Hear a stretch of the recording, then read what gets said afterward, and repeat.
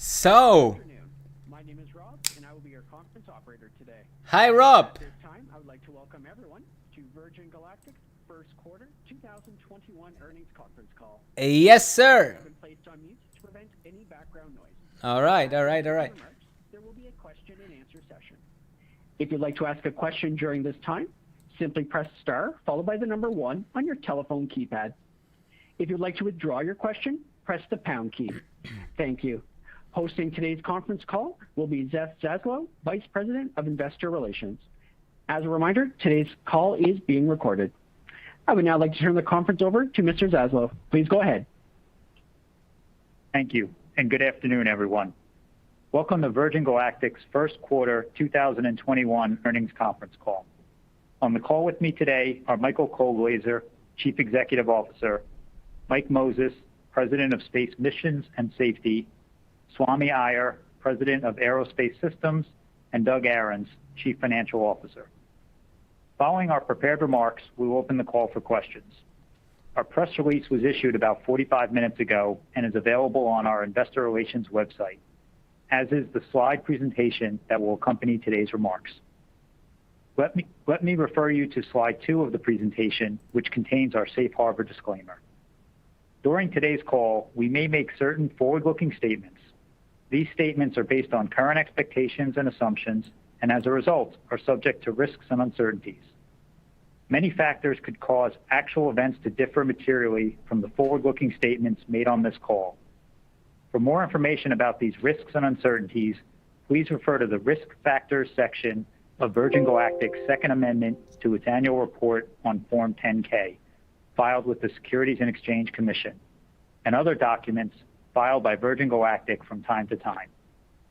Readers are cautioned not to put undue reliance on forward-looking statements, and the company specifically disclaims any obligation to update the forward-looking statements that may be discussed during this call. Please also note that we will refer to certain non-GAAP financial information on today's call. You can find reconciliations of the non-GAAP financial measures to the most comparable GAAP measures in our earnings press release. With that, I'd now like to turn the call over to Michael. Thanks, Seth, and good afternoon, everyone. I hope you are all doing well. As part of my plan to execute on our strategy to grow and scale the business, I've brought in some exceptional talent in key areas. Doug Ahrens is our new CFO, and Swami Iyer is our new head of Aerospace Systems. Doug has extensive experience as a public company CFO with companies in complex technology and manufacturing environments. Doug's leadership and relational skills and his expertise in capital markets and M&A will be incredibly valuable as we expand and monetize the business. Swami joined Virgin Galactic in March to lead the team responsible for building and designing our current and future fleet of vehicles. Swami brings great depth and expertise in business expansion while also having the deep process and production orientation necessary to lead our aerospace teams as we build out commercial operations. We're incredibly pleased to have them both on board. Moving to the agenda for today's call, I will start with an update on the business and our key areas of focus. I'll then ask Mike Moses to provide an update on our upcoming flight.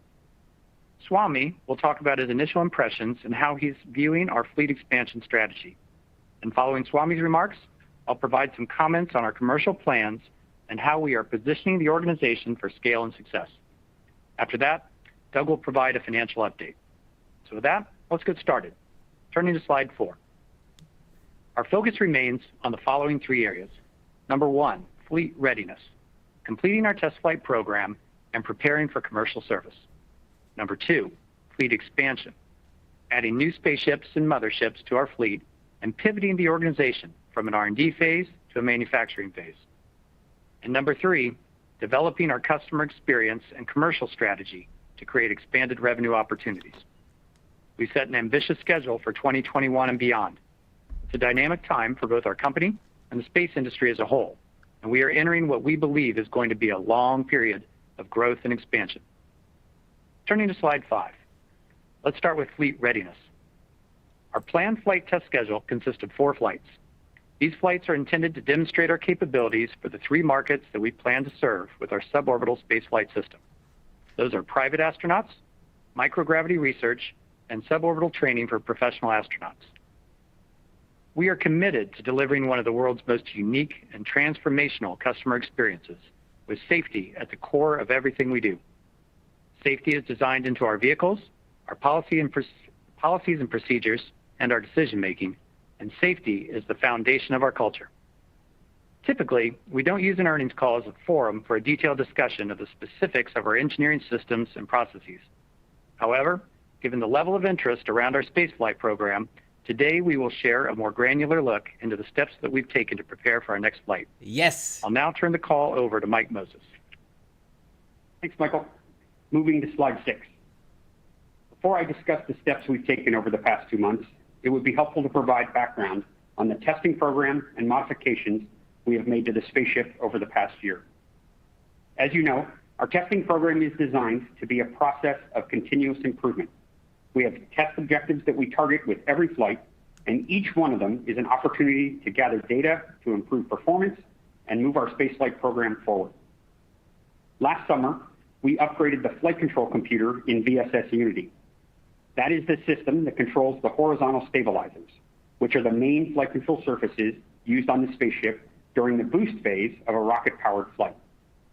The upgrade allowed for improved performance of the current system and provided an architecture for enhancements for future spaceships.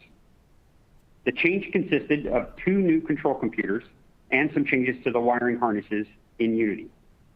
As you can see in the graphic on slide 6, the control computers are located within the cabin, and there are electric motor-driven actuators in the tail booms, right next to the horizontal stabilizers themselves. These upgrades were tested on the ground and during glide flights at Spaceport America last year, with great results. Our flight in December 2020 would have tested that new system during a rocket-powered boost, the final step of our testing program on that hardware.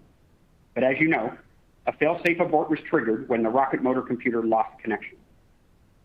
The cause of the rocket motor computer issue was electromagnetic interference, or EMI. The source of that elevated EMI was the new flight control computer. The system is designed to translate pilot inputs into commands to move an electric motor, and it was the unintended feedback of those motor commands that generated EMI. While this prevented us from reaching space, it was not a safety issue. Our pilots and systems returned to the runway safely as designed. EMI is not uncommon in aerospace systems, and our approach to managing it has been measured and methodical, given that the actual flight conditions can be difficult to replicate on the ground. Over the past quarter, we've been working diligently to resolve the issue, focusing on 2 major elements within our spaceship. First, we addressed the EMI being generated by the new flight control computer. We added hardware filters to suppress the EMI that is being generated within the computer itself. This change drastically reduces the amount of EMI at the source, stopping it from ever entering into the larger system in the first place. Second, we improved the wire harness shielding and added components to suppress conductive EMI.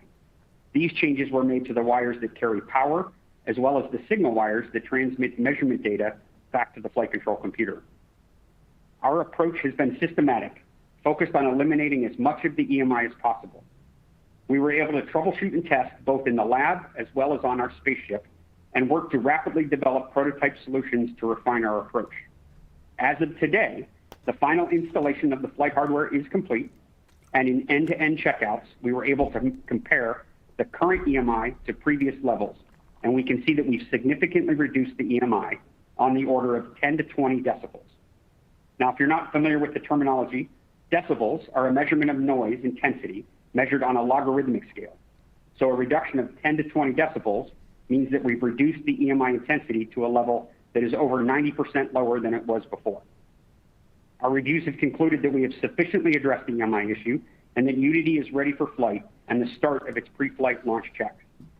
I want to take a moment to thank an incredible team of engineers, mechanics, and support staff for their diligence and hard work that led to this fantastic result. Thank you very much. Sounds like if we're flying, now, baby. As part of our readiness program for the next space flight, we also conducted 3 flights with our mothership, VMS-E, over the past 2 weeks from Spaceport America in New Mexico. Per our standard protocols, we perform a meticulous post-flight inspection after each flight to identify, among other things, any maintenance that we may need to perform on the aircraft. Following Eve's last post-flight inspection, we tagged a potential wear and tear issue as requiring further evaluation and analysis to see if any additional action is necessary. For background, like everyone in the aerospace industry, we have a schedule of modifications and upgrades that we plan for each of our vehicles, and these post-flight inspections are used to validate the timing of this schedule. Our next maintenance cycle is planned for later this fall, and prior to Eve's last flight, all inspections confirmed our schedule was on track. However, following this last inspection, we identified an item on our maintenance calendar that needs further study to determine whether we need to take action now instead of the fall as planned. Because this issue just emerged at the end of last week, we are still determining what steps may be necessary to address it. While this may impact our flight test schedule, I want to emphasize that this is the nature of a test flight program, and we're going to take the time we need before moving forward. Michael, I'll turn it back to you to provide some more information on our flight schedule. Thanks, Mike. Our spaceship Unity is currently in pre-flight procedures following the successful resolution of the EMI challenge. Unity requires our mothership to carry it on the first stage of our spaceflight, and with this late-breaking maintenance evaluation, we will report back to the market next week with an update on schedule implications to our next flight. Moving to slide 7. Upon the successful completion of this first test flight, we expect to fly a second flight, which will include 2 pilots with a full cabin of internal spaceflight participants. Our third flight will include 2 pilots, as well as Sir Richard Branson in the cabin. And our fourth flight is in partnership with the Italian Air Force. It will include 3 spaceflight participants and multiple payloads, and they will conduct astronaut training in addition to experiments during the flight. We expect this flight will demonstrate our capabilities for both microgravity research and professional astronaut training. And just to remind everyone of where we are in our journey, we expect the successful completion of this fourth flight will mark the conclusion of our test flight program. After that, we look forward to moving to commercial service. In terms of fleet expansion, I'd like to ask Swami to share some comments about this area of our business. Swami? Thanks, Michael. Turning to slide 8, I'm excited about the opportunity to join Virgin Galactic and lead the expansion of the fleet. I've been on board for about 45 days. During that time, I've gone and seen all the facilities. I've spent significant time walking the production floor and engaging with members of the team at every level, and I've been impressed with the talent and technical expertise in the organization. One of the things that drew me to the company was that the requisite development and scale-up efforts the company is entering into are ones that are a natural fit with my experience as a test pilot and in leading aerospace manufacturing companies. So for me personally, Virgin Galactic provides me the unique opportunity to truly exercise all of my operations experience and tools to support the business and the team. Additionally, the safety, flight test, manufacturing, and engineering cultures I've observed at this company are an aggregation of the best practices from across the leading companies in the global aerospace ecosystem. That is due in no small part to the DNA of our aircraft-based spaceflight solution, which draws from a deep and broad base of 120 years of aircraft development, which in my mind provides significant safety, engineering, and manufacturing advantage in scaling up into a robust, repeatable, and reliable spaceline. In Virgin Galactic, the elegance of the design, the experience of the team, and the evolution of the technology provide the right conditions at the right time to scale into humankind's first true spaceline, and I'm honored to be a part of it. Our focus going forward will be to scale the fleet and structure our processes precisely and accurately with an emphasis on rigorous testing and safety standards. That will mean getting our final spaceflight solution configuration locked down by optimizing our spaceship, mothership, and rocket motors' performance, manufacturing methods, and supply chain. Again, leveraging off the larger aircraft industry ecosystem, we have the luxury of choosing the best of the supply base to ensure a high quality and predictable fleet expansion effort using the engineering and manufacturing excellence of our future partners. I look forward to keeping all of you in the investment community updated on the progress that we're making in this area and on future calls. Michael, back to you. Thanks, Swami. All right, turning to slide 9. As we progress towards commercialization, we plan to create a comprehensive, multi-day consumer journey on the shoulders of our 90-minute spaceflight experience. Our goal is to ensure that the memory of this spaceflight lasts a lifetime. We believe our experience and approach will be distinct in the marketplace. We are also developing our customer brand architecture and marketing strategy. We intend to leverage the unique strength of the Virgin brand to create a bespoke experience. We'll have more to share on this area of our business as we move forward. I'd now like to turn the call over to Doug for a financial update. Thanks, Michael, and good afternoon, everyone. I'm pleased to be here with all of you today for my first Virgin Galactic earnings call. It's now been 2 months since I joined the company. Having had some time to observe and listen, I'm even more excited about the opportunity and the team of talented individuals within the organization. I'm also looking forward to working with all of you in the investment community. Turning to slide 10.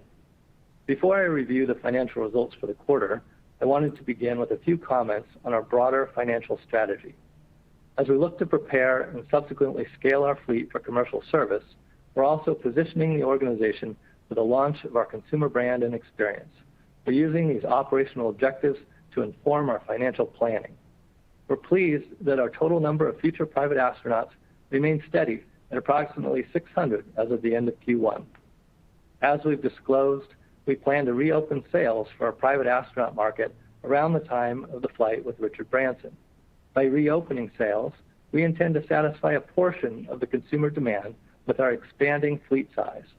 We currently expect to have the sales funnel open for a limited period of time and plan to add a finite number of incremental members to our private astronaut community. With this approach, we'll look to build an appropriate backlog relative to the pace of our overall fleet expansion. Our goal is to address some of the consumer demand for our service while maintaining an appealing price point for the experience and an appropriate time horizon for flight for our private astronauts. We have not yet released updated pricing for our private astronaut market. We have, however, established current pricing for our microgravity research and private astronaut training markets. As we've previously discussed, we have a flight planned in partnership with the Italian Air Force that will demonstrate our capabilities for these markets. We expect this flight to generate $2 million of revenue, or the equivalent of $500,000 per seat. On a per-seat equivalent, we're now entering into agreements at $600,000 per seat. We think these are excellent results for our introduction to the market. We're quite excited about this market and the pricing dynamics we're seeing for this portion of our business. Let's review our results for the first quarter on slide 11. Since there were no flights in the quarter, we didn't generate any revenue. As we previously disclosed, in response to recent guidance issued by the SEC, we revised our accounting treatment for warrants issued in connection with the company going public in 2019. In the first quarter of this year, the new treatment resulted in a $49 million non-cash expense related to the change in fair value of warrants, compared to a non-cash expense of $317 million in the prior year period. Net loss for the first quarter was $130 million, compared to a loss of $377 million in the first quarter of 2020. The decrease in net loss was attributable to the change in the fair value of warrants. Notably, less than 10% of the originally issued warrants currently remain outstanding. Adjusted EBITDA was negative $56 million, compared to negative $53 million in the prior year period.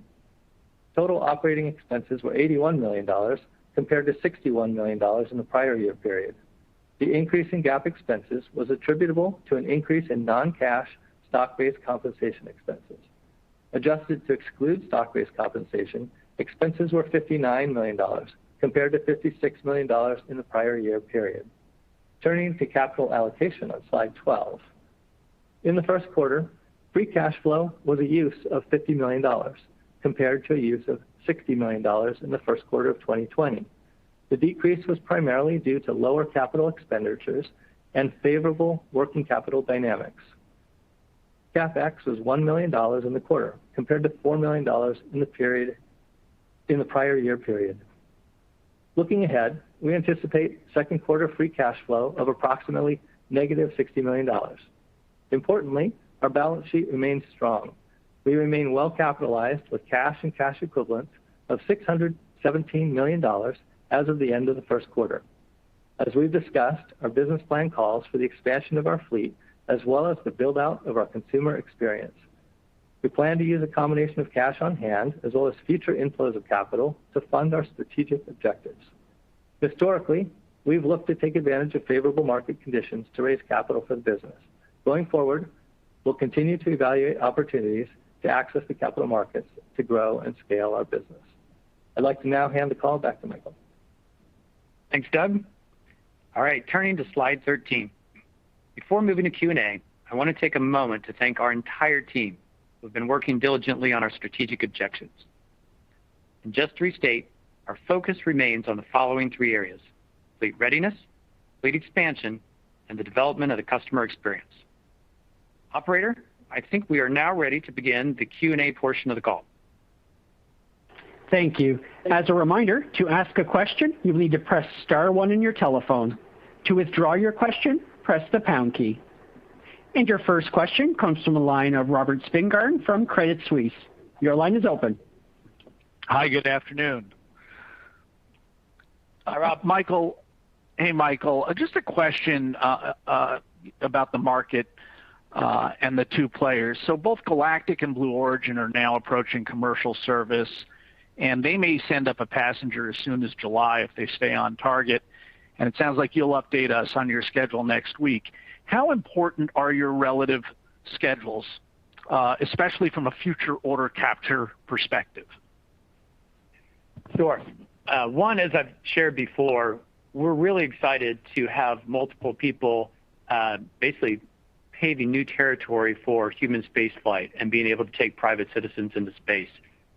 This is something that I think most of us in the world would not have guessed, even a few years ago, that this was going to happen in our lifetimes, and yet here it is upon us. So I think it's really important that Blue have great success, that we will have great success, because it will normalize the idea of human spaceflight to the market. And I think the more people that are able to go up and get this perspective back on the planet, the more their voices are going to come back and just inspire and engage other people and add more pressure into the market overall. So we're very excited for them. To your question on does the timing matter, I think we have a company that's being built over years and decades, as does Blue. And so while I think there will be great media attention around both moments when we are going up into space, I don't think it matters to our business overall. Okay, and then just a quick one for Doug. On the cash burn that you just talked about, how does it progress beyond Q2? So how do we see $60 million evolving beyond Q2 from a quarterly burn perspective? And is there a minimum cash balance at which point you'd want to return to the capital markets?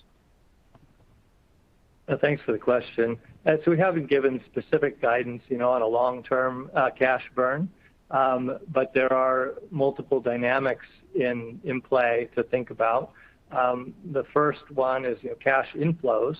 As we reopen ticket sales, we'll get those cash inflows coming in. Plus, as we approach commercial service, we'll collect the remainder of those that revenue for those flights. And on the other side, as we expand our manufacturing capacity, you would see an increase in CapEx as we scale the business and build out our fleet. So you have those 2 things working together. And then as we ramp up to high volume production, you get a nice economic model with a good flow through because we have what we expect to be a low variable cost strategy. So you would have nice flow through the revenue to the bottom line. So with all of that, we haven't put a minimum cash amount out there, but certainly want to have all the flexibility to grow and scale the business as needed. Okay, thanks, Doug. Thanks, Michael. Thanks, Rob. Your next question comes from the line of Miles Walton from UBS. Your line is open. Thanks, Edie. I was wondering if I could ask Mike Moses to maybe elaborate a little bit more on the maintenance issue discovered on Eve last week. If that was an issue that was pre-existing on the checklist to do during the downtime of fall, and was it one of the larger items to do or one of the smaller items to do? And then maybe for Michael, on the back of that, with this as sort of a single point, clearly a single point in the critical path to flight, how does it make you think about maybe having to pull forward CapEx on the White Knight to a second one? Thanks, Miles. So the item we found on Eve, maybe let me just give some context of how those protocols and that maintenance program is established, which is actually very common in aerospace systems. We have a series of inspections and preventative maintenance tasks that are designed to kind of track and maintain the vehicles and look at them not only in the instance of the next flight or the next several, but also looking at their lifetime and their ongoing health. And as with all complex systems, we have scheduled periods to allow for those modifications and upgrades that we deem necessary. And as we previously said, and as you're alluding to, we had one planned for this fall with the EVE and our other vehicles. So those inspections let us determine whether those modifications and the schedule for that is on track and valid and react to anything unexpected. So after the pair of last flights that we did last week for pilot training, we did flag an issue that was on our calendar to be addressed later in the fall, but that required some further assessment to just basically double check, is that still a valid plan, or do we need to potentially accelerate and address that item sooner than later? So that's the type of thing we're looking at. And I guess I'll just say that, this is the difference between this as a flight test program and issues where we fly, we inspect, we monitor, we adapt, versus the regular cadence that you would head to in a commercial service program. That is one of those things that upcoming modification period was specifically meant to address, is move the vehicles into that footing.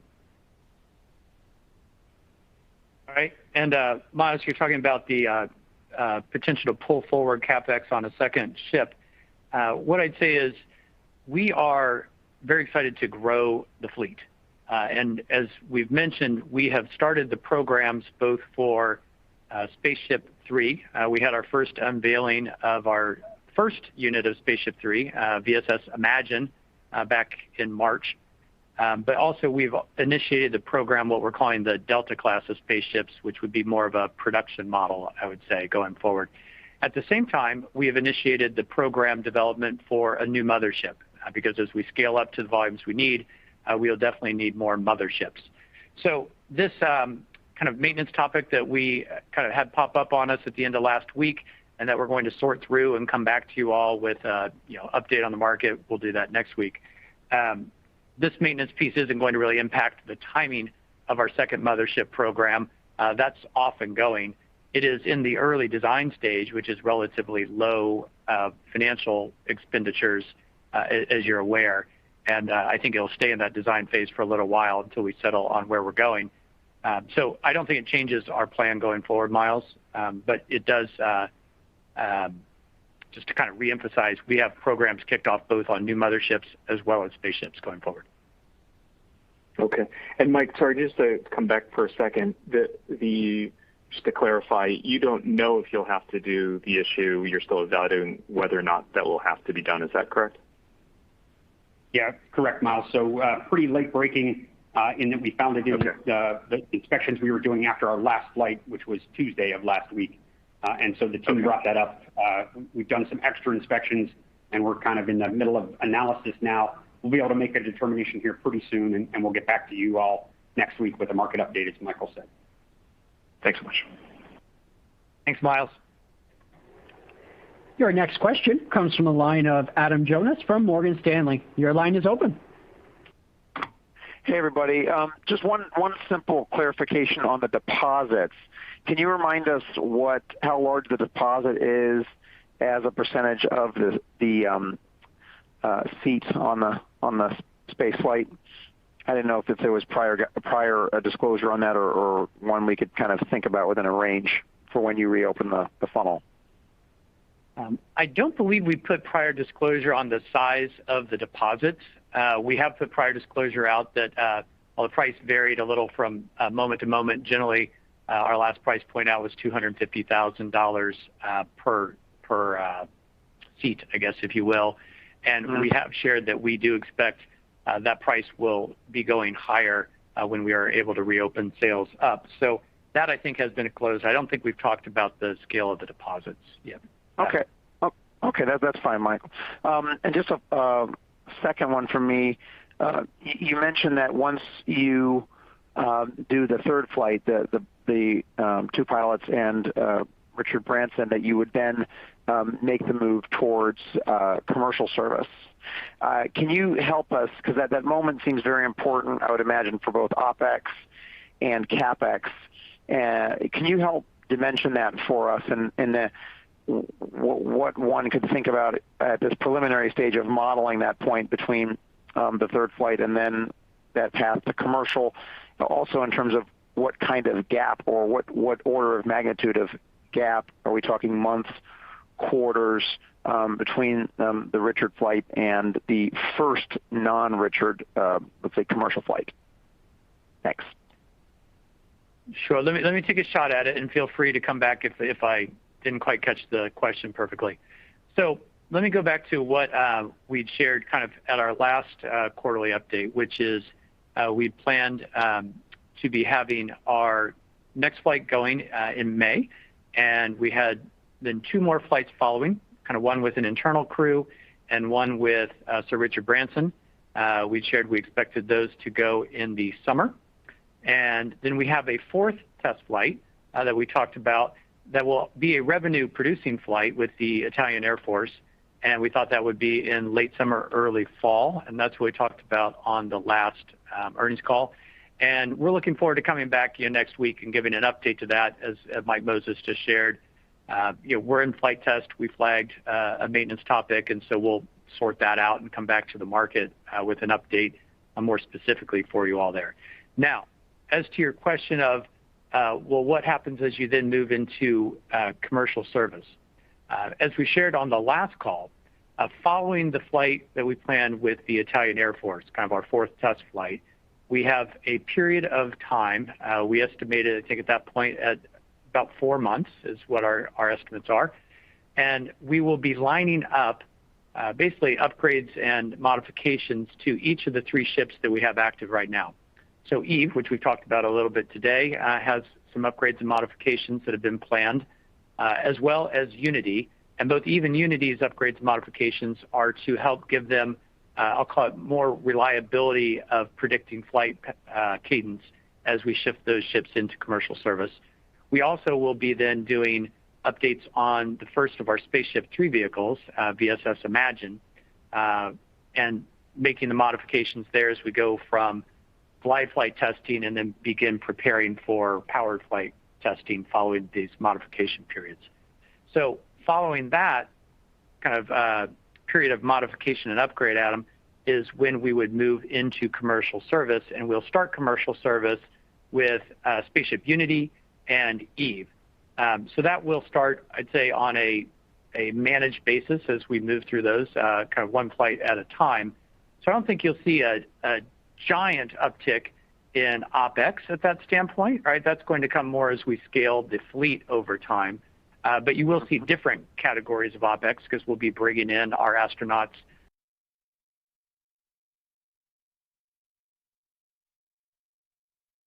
I think it will be a more modest uptick in OPEX at that point relative to revenues that you would be seeing, though. Appreciate the extra color, Michael. Thanks. Thanks, Adam. Your next question comes from the line of Ron Epstein from Bank of America. Your line is open.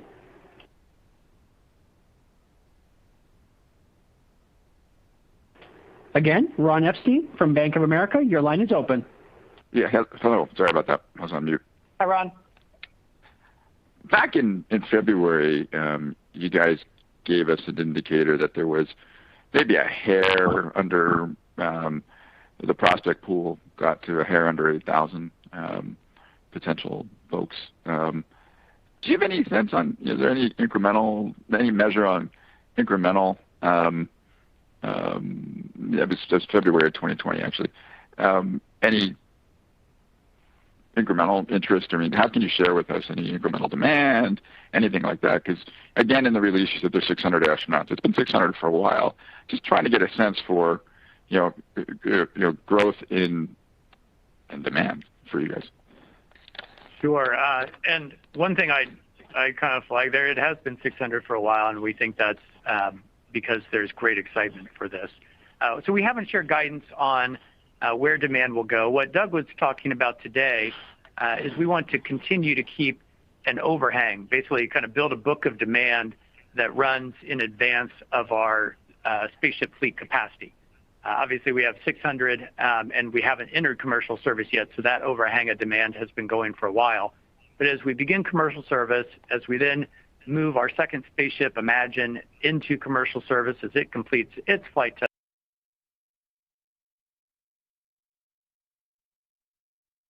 program, and so forth with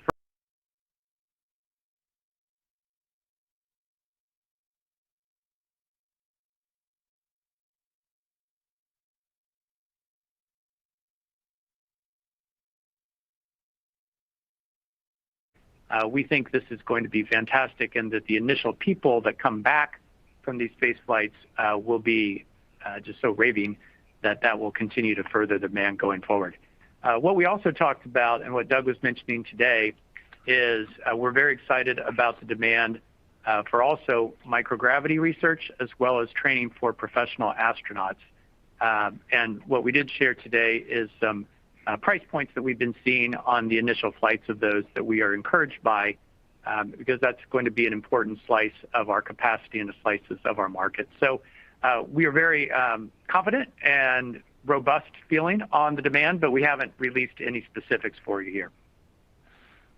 Got it. And then with the pricing question is sort of the next one, the next direction I want to go a little bit. Do you have a sense for your pricing vis-a-vis your competitors? So, you know, if I'm going to fly on a trip on Blue versus a trip on you guys, is it comparably priced? Are they more expensive? Are you more expensive? Do you guys have any sense of that? Well, so to my knowledge, Blue Origin has not released pricing either. I think what they're doing is, as I understand, putting out effectively an auction for one seat on their first flight. And I think that's exciting. I honestly bet it'll be a pretty high price if I had to guess, and I think that will add excitement. I'm sure Blue will take advantage of it. And I think that's really great because it will show just how amazing this opportunity is going to be.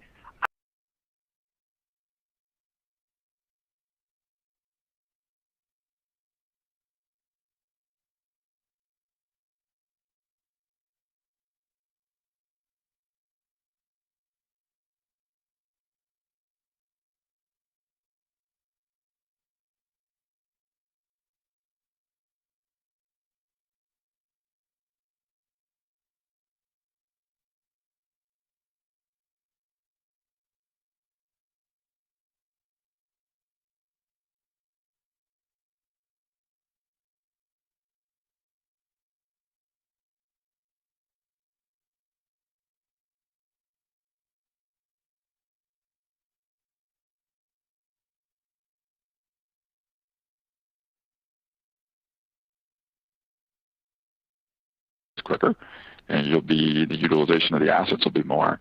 And you know, maybe one of the things I worry about is just, will the asset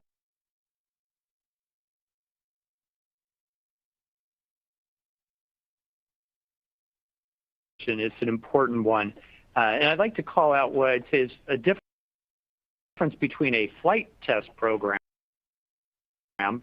and commercial operation. We are looking to gain new data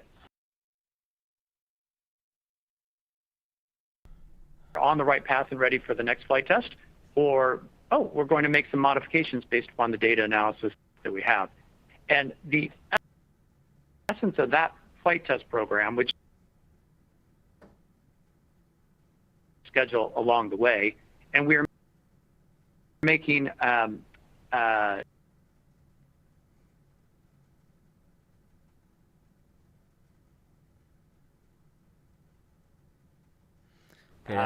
planned maintenance schedules, and we're trying to. There seems to be some issues with the connection with the phone. And talk to you about that next week. But then, if I could shift the concept from flight test, which is what we're doing now.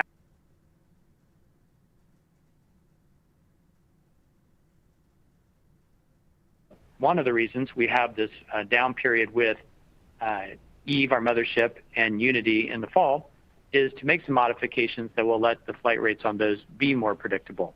As you've heard us discuss our Spaceship 3 class with VSS Imagine as the first of those, the very purpose modular design, the very purposeful inclusion of all the learnings that we've had from Unity have gone into the design and manufacturing of those spaceships intentionally to allow for greater predictability and kind of I call it a return time, right? Once we fly, how quickly do we fly again?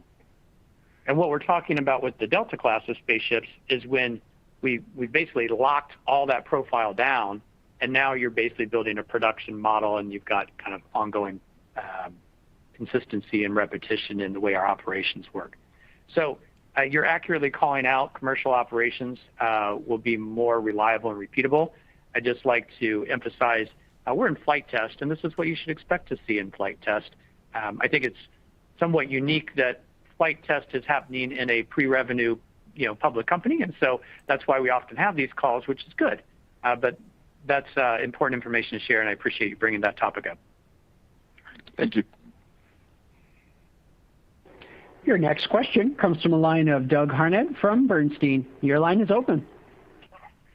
Thank you. Good evening.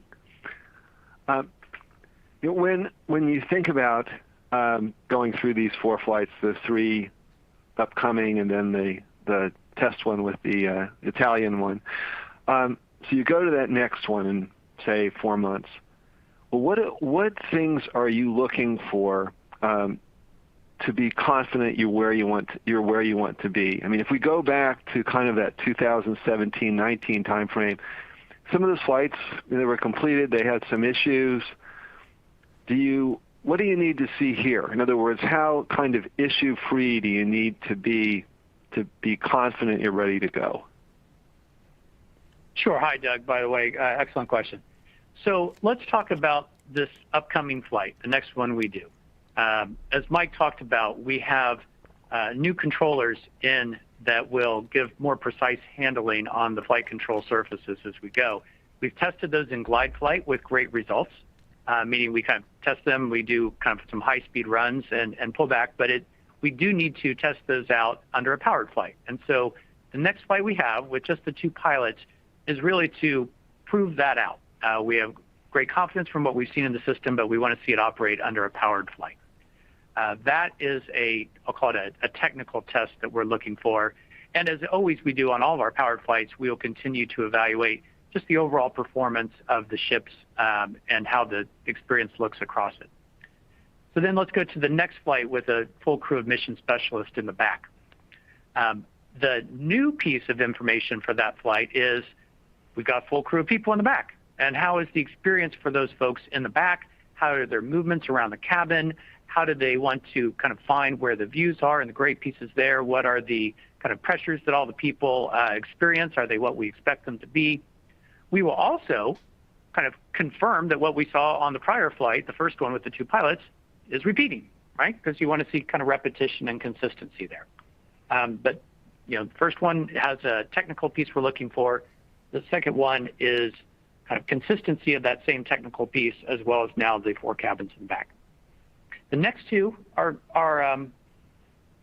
rinse and repeat isn't necessarily what an aerospace term would be, but that's generally what we're doing. Okay, let's do it again. And this time we wanted Richard to come in as our founder and kind of chief adventurer and say, okay, is this what I've been envisioning all the way along here? And add, kind of that flavor and that feedback into the overall experience. And we think that will be an excellent way to demonstrate what the private astronaut flight will be. And we intend to kind of make some noise about that as we go forward. And then the 4th flight, again, we're still basically repeating the same test objectives on the others, just getting repetition under our belt. The 4th flight will then be purposely to do testing around our other 2 markets, microgravity research and professional astronaut training. There are some things that we'll adapt on our ground operations. There are some things that we'll adapt about how the ship performs in space to focus on what the researchers need. So we'll adapt that and also use that as our demonstration flight. So that's kind of what we're looking at each stage. And at each one of those stages, we will look for generally consistency in what we saw there, but we won't be looking necessarily for something new. Yeah, I guess 2 things. I'm just trying to picture, there have been a few questions that have gone around this, but for instance, Eve is, I believe, about 13 years old at this stage.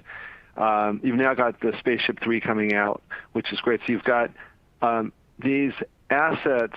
How long-lived do you expect them to be? Because I'm thinking both just in terms of what anomalies you might be looking for on the test flights, as well as just the aging of these aircraft in very different environments than we've seen for most other types of aircraft. Sure, I'll start out, and gentlemen, feel free to kick in.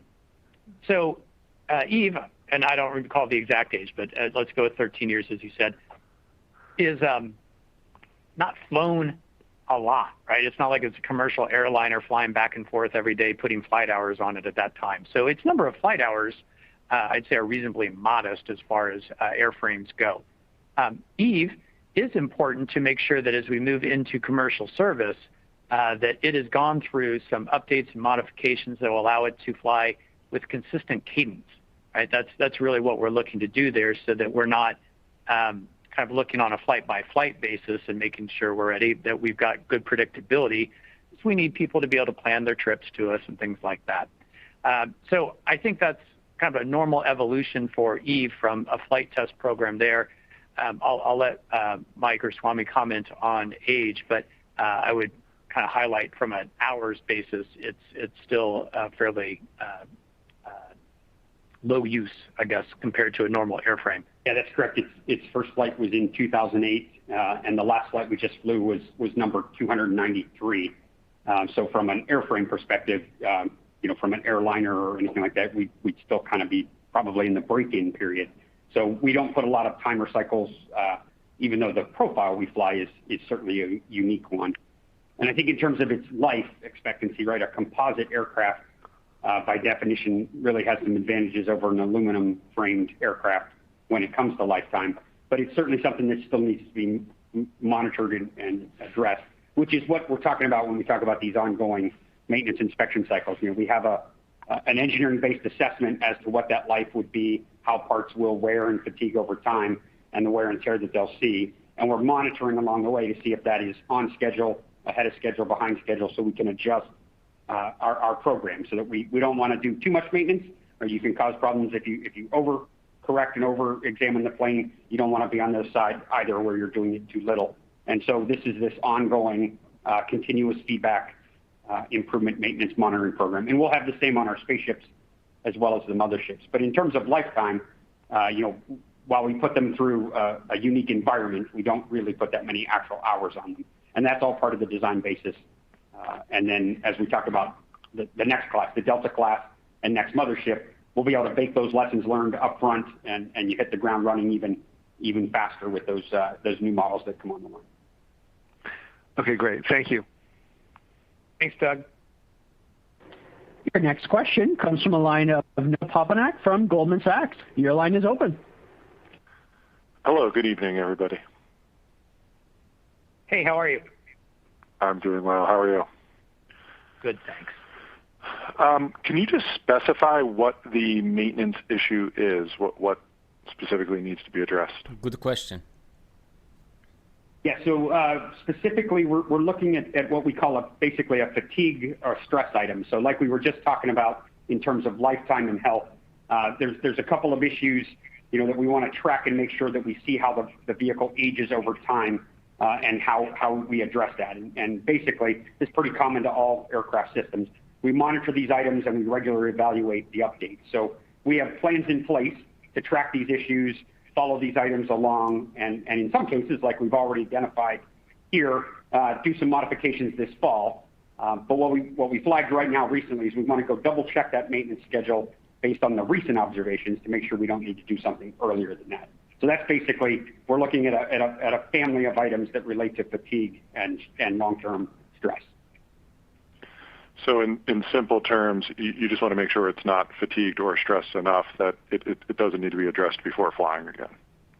Yeah, exactly. That's a great way to simplify it, right? So, fatigue and wear and tear is a natural thing, right? Every item, whether it's an airplane or a spaceship or whatever it is, follows that. And you have a predicted model of when those things reach a place where you need to either refurbish, repair, upgrade, and do preventative maintenance. And so this is a check to see that the schedule that we had predicted is still valid and that we don't need to do it in an accelerated manner.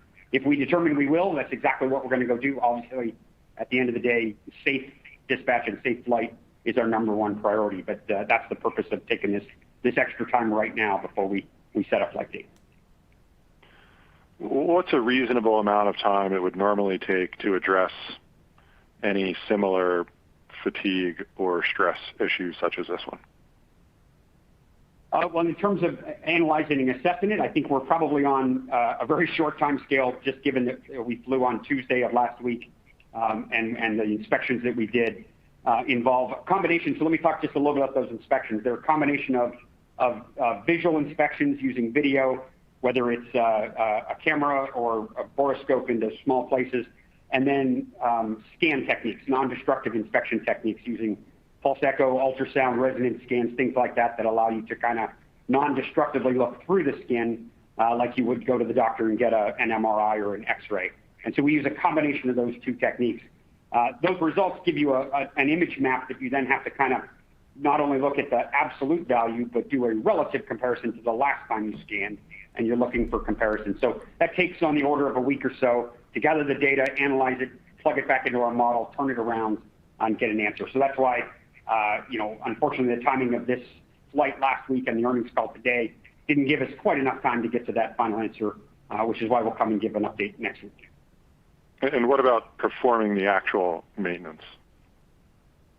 For that, I think a little too early in the path to decide what that is. We know what we were planning to do this fall, and part of this will be assessing how much of that either needs to be done early or do we partially do part of that upgrade.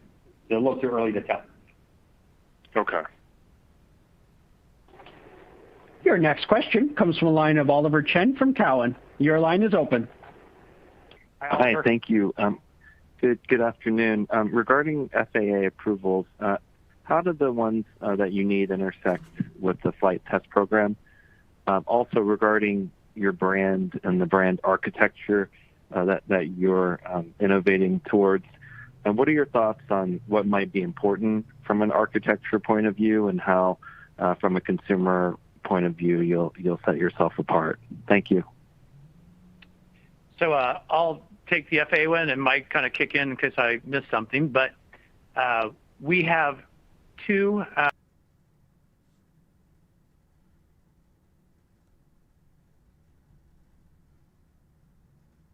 fundamentally, we will look to this next flight we do. We need to have just a nice complete flight that goes to space, and we gather all the data around that, and as well as kind of some of the data that happens in the cabin itself that's there, and we'll turn that data set into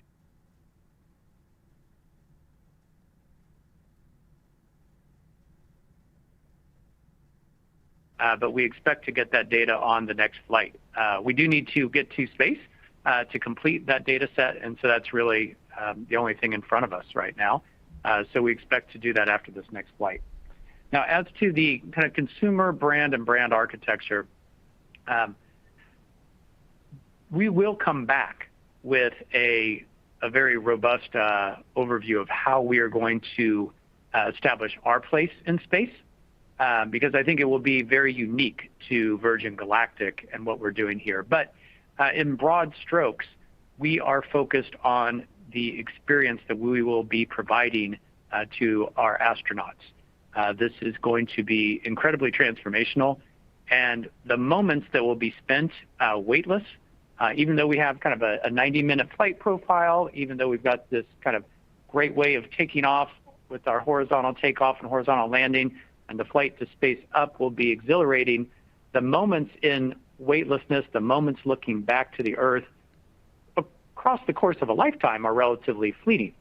And so we will be taking a point of view that says, how do we prepare these astronauts such that they are so ready to take in the emotion of that moment that the memory becomes so strong and so core that they can't help but share that for the rest of their lives. There is a lot of art and science that will go behind the work that we do in this, both at our consumer brand positioning, the way we talk about ourselves, the way we market ourselves, and the actual experience that we will deliver. And we're looking forward to kind of bringing that forward. I think you'll see us talk most about that in the area around the Richard Branson flight. We think that's the appropriate time to bring that to the market. But it will be very unique. Other people will go to space, and we're excited for them, but we're very confident in our place in space and how we will deliver it. We think it will be sustainably differentiated. Thank you. Very helpful. And I know we'll get an update next week, but as you articulate, reevaluating the launch timing of that first test flight. Asked in another way, what are some of the parameters like within your control and some of the parameters, not as well within your control that you're analyzing right now for the launch timing of the first flight? Sure. Well, I'll take a shot at this and Mike, kick in here. I say we run off the facts, right? So that's generally what's going on. So we, as Mike said, we have planned maintenance cycles, planned enhancement cycles. We've announced one. This will be in October. We also then do routine maintenance inspections and routine daily maintenance on ships after they fly. And the way we evaluate these things is based upon basically the data analysis of what we see on the various components of the ships. So we have a whole team of quality assurance technicians. They're fantastic. And they look over the ship. That data rolls into our engineering team that compares that data against our expectations. If the data matches our expectations, we move forward. If the data says, oh, you need to make kind of a maintenance repair piece here, then we do that. And so I don't mean to not answer the what's in your control or not. It's all in our control based upon the facts that we see. And then we go forward with safety as our guiding principle. And then just practical business of maintaining aircraft and airframes and spaceships over time. Mike, anything you'd want to add there? Yeah, Michael, I think you hit that well. We definitely follow a rationale and a decision process that is very factual based, and the data leads us to where we go. So things like double checking, what if those assumptions are wrong? Is the problem bounded? Do we have a good physics-based understanding of the model we're using to make these predictions? Is it grounded in test? All of that comes to play. So along there, we have some variability in the rigor of standard which we apply against, and we can choose to put in a fix that we know is going to last us a lifetime versus one that says just get us to the mod cycle we have planned. So there's a little bit of variability there, but really at the end of the day, the safe and reliable and repeatable flights is where we're really going to head. So yeah, I don't think I have much to say that what's in our control and not in our control from short and long-term choices, but the facts will be what they are, and that'll drive our decision pretty straightforward. Rob, yeah, great. Thanks very much. Thank you. Rob, why don't we take one last question, please? Certainly. Our final question comes from the line of Pete Skibitsky from Alembic Global. Your line is open. Yeah, good afternoon, everyone. Hi, how are you? Just one question for me, guys. We've talked a lot about the kind of the spaceship manufacturing and upgrade cadence on the call here, but I'm wondering if you could maybe take it down a level for us to kind of think about in 2022, 2023, as you're ramping in your flights. The spaceship gets used a certain amount of time, but I think the plan is to basically reload the rocket every time with new propellant. And so it seems like that's going to be kind of a high volume, maybe the highest volume kind of aspect to the manufacturing and flight process. So can you talk about how you're kind of retiring risk on that aspect of the program, just because it seems like there's not that many people out there that are going to go through that many rocket cases and propellant as you guys plan to. So I'd just love your thoughts on that part of the program. Sure. As I often do, I will start this one and look over at Mike and Swami. Feel free to kick in.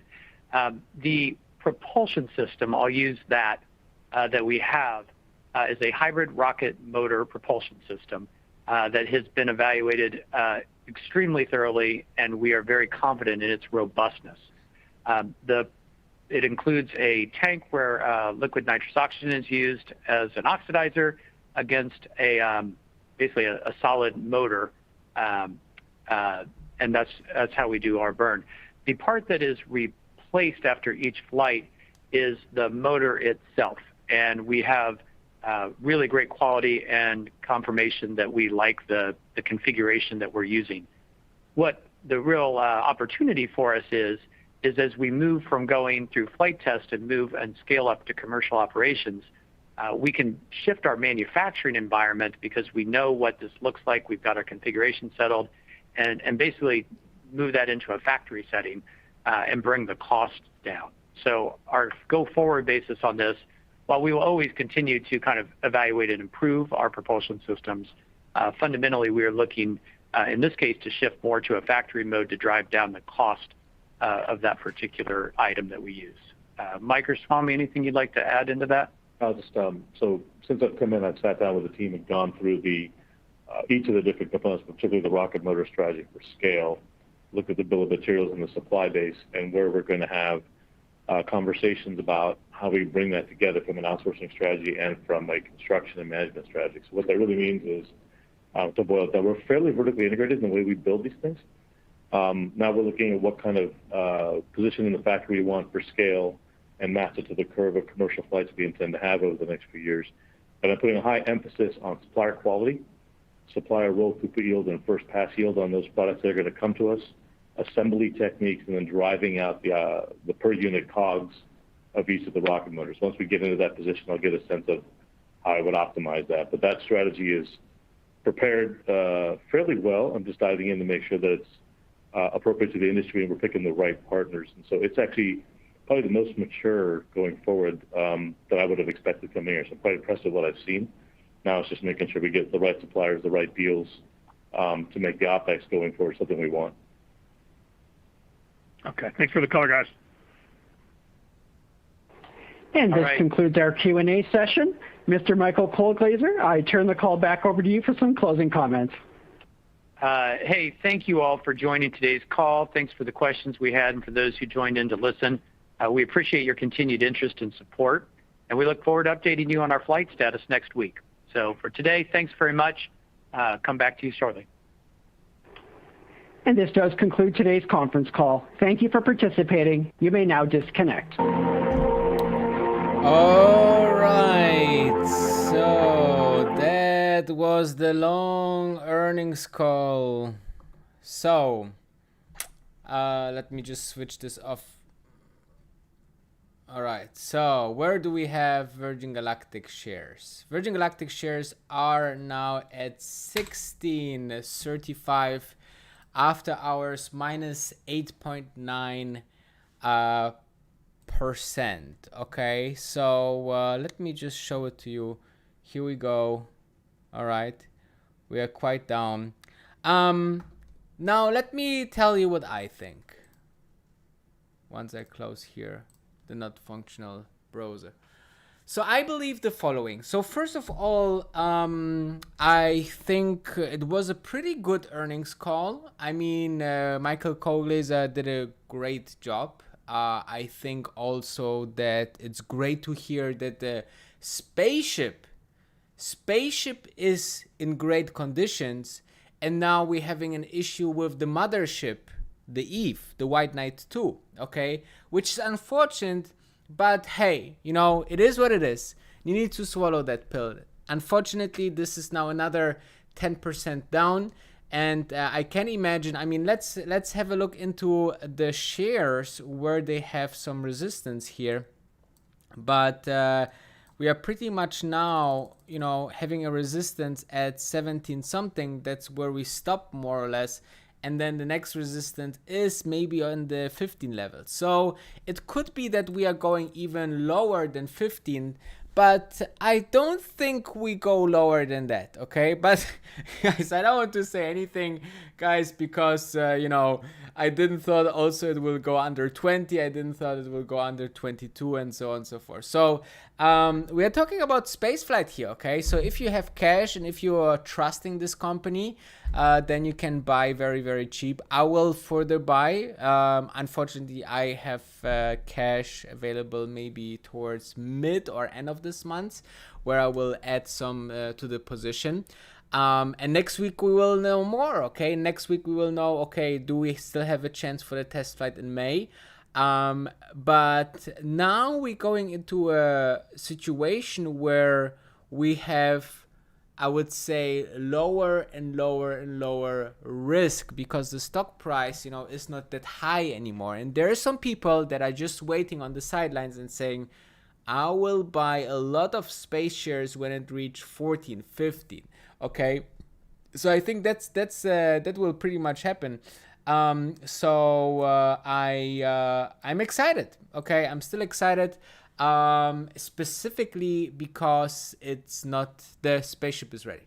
Okay, spaceship is ready to go up. Now it's the mother that makes a little bit trouble on the Mother's Day almost. Yeah, what to say, right?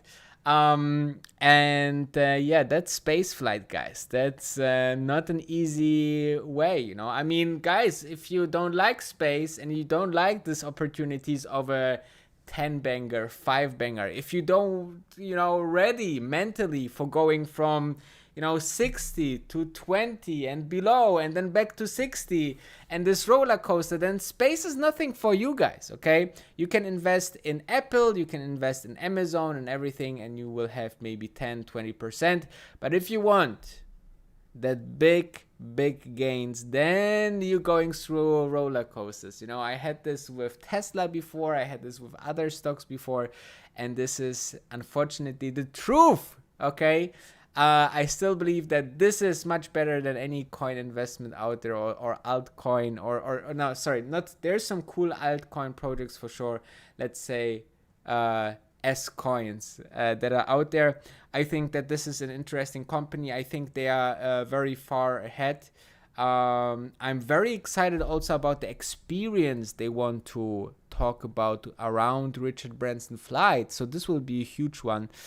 Now it's a waiting game, right? Now it's a waiting game. Now it's really, really interesting to see what will happen. And then we stay very much on tension, guys. It's unfortunate that another delay is happening, but we will see how big of a problem it will be. Next week we will know more.